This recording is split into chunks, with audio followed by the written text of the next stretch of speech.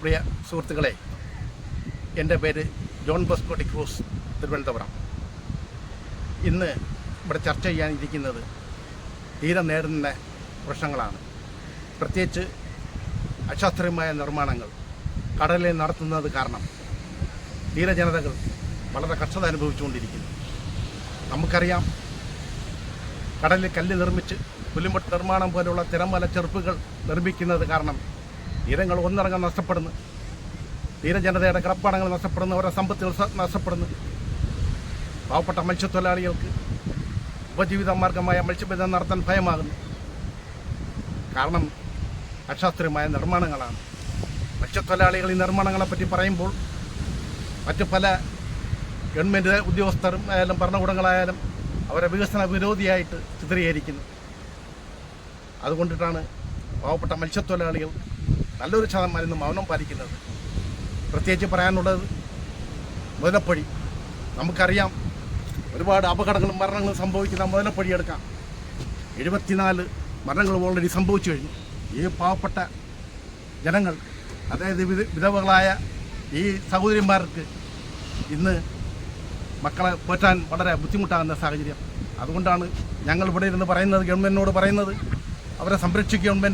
Government തലത്തിൽ അവർക്ക് ജോലി കൊടുത്ത് ആ കുടുംബങ്ങളെ സംരക്ഷിക്കണം എന്ന് ഞങ്ങൾ പറയുന്നത്.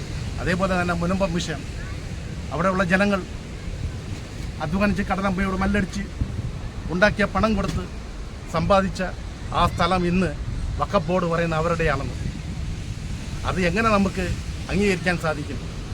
കാരണം വഖഫ് എന്ന് പറയുന്നത് ദൈവത്തിന് ദാനമായി കൊടുത്തിട്ടുള്ള ഭൂമിയാണെങ്കിൽ എന്തിനാണ് കൈവിക്രയം നടത്തിയത്?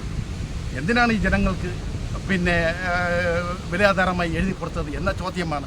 അതായത് ഈ സ്ഥലം കൊടുത്ത വ്യക്തി ദൈവ ലംഘനം നടത്തിയിരിക്കുന്നു, വചനത്തിന് ലംഘനം നടത്തിയിരിക്കുന്നു, മനുഷ്യ ലംഘനം നടത്തിയിരിക്കുന്നു, ഗവൺമെൻറ്റിനെയും കോടതികളുടെയും നിയമം ലംഘിച്ചിരിക്കുന്നു എന്നതാണ് പൊതു ചർച്ചകൾ ഏറി വരുന്നത്. അത് യഥാർത്ഥത്തിൽ സത്യമാണ്.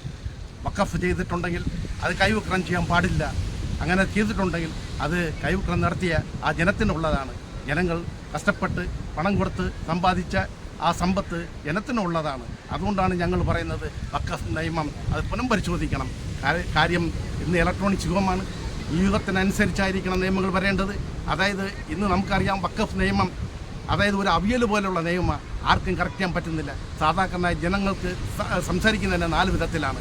കോടതി വിധത്തിൽ, ഭരണകൂടങ്ങളുടെ വിധത്തിൽ, അതായത് ഉദ്യോഗസ്ഥലത്തിൽ സംസാരിക്കുന്നു, ജനങ്ങളെ തരത്തിൽ സംസാരിക്കുന്നു. അതുകൊണ്ട് ആർക്കും കറക്റ്റ് ചെയ്യാൻ പറ്റാത്ത ഒരു അവിയൽപരമായി കിടക്കുന്ന ഒരു നിയമമാണ് വഖഫ് നിയമം.